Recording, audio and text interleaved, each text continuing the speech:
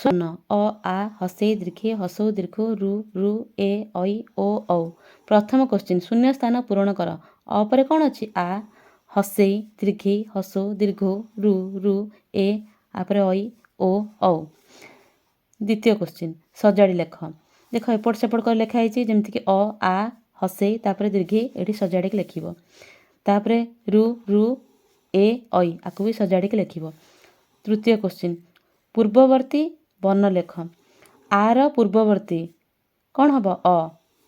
ତାପରେ ଏଠି ଦେଇଛି ହସେଇ, ହସେଇର ପୂର୍ବବର୍ତ୍ତୀ ଅକ୍ଷର କ'ଣ ହେବ ମାନେ ବର୍ଣ୍ଣ କ'ଣ ହେବ?